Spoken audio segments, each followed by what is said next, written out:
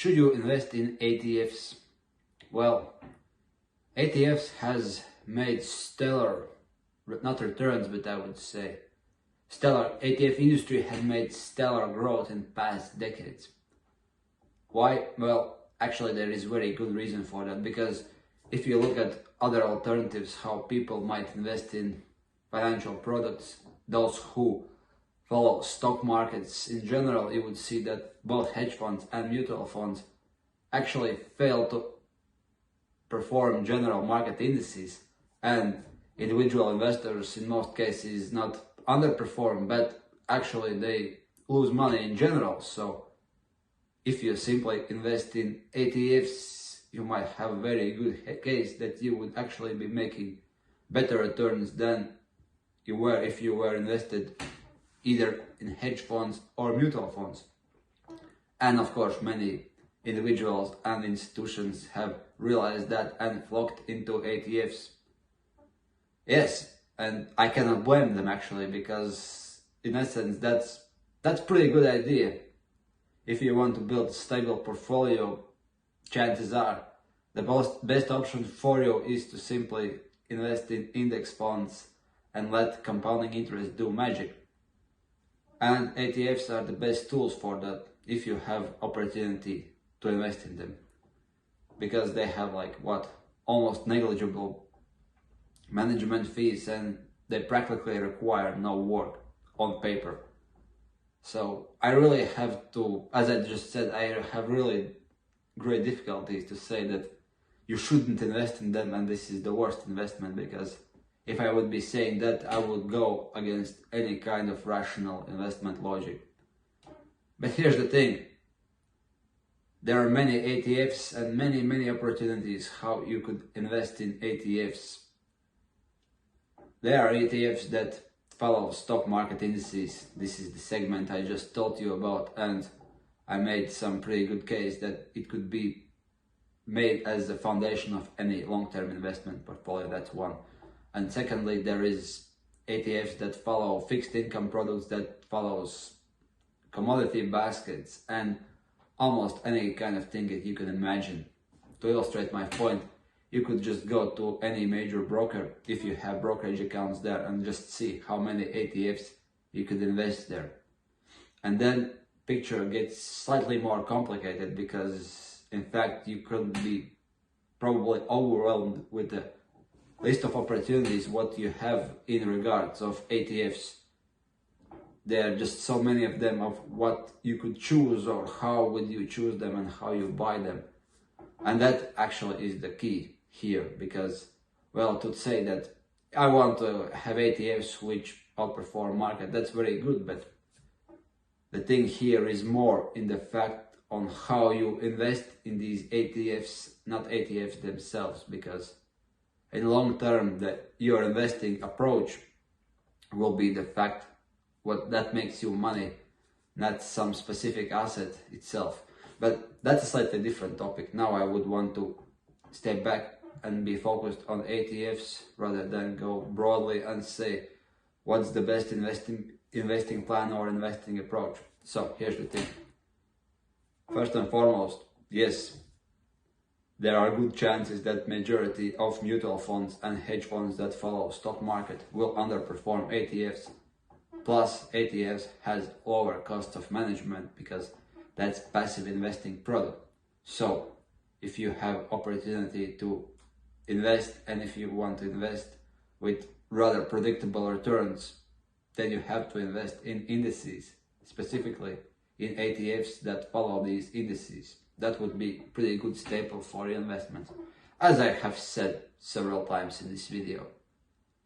And then you have to simply choose best option for you, because similarly as with mutual funds, it largely depends on which type of broker or financial advisor you have, which geographical location you have, whether it's Europe, North America, or any other region, because due to the reasons of regulations, there are quite a bit of ETFs, but they are designed specifically for that region, because investors in a certain region could most likely invest in financial products that are regulated in this region. So if ETFs are regulated for American markets, chances are that you wouldn't be able to invest if you live in Europe, and vice versa. So there are some of nuances that you have to take into consideration, but other than that, if you see as American or European in your local brokerage ETFs that follow Nasdaq or S&P 500, you have opportunity and money to buy them, well,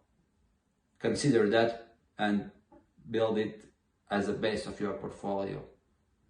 That's the thing about stock ETFs. Now there is bond ETFs, of course, and there are ETFs that follow commodity baskets, and they also make quite interesting case because assets such as commodities have practically zero correlation with global economy and stock market indices, because many of them, such as agricultural commodities, follow something like supply and demand of grains, because grains have shortages, they have bad crops, they have diseases and whatnot, which could spike grain prices, or simply high inflation itself would help grains or other commodities. So this might serve as alternative in uncorrelated asset class, which is possible to invest via ETFs, because other than that, you have to invest in the future contracts, but if you don't know how futures and options operate, it will be really difficult for you to do that.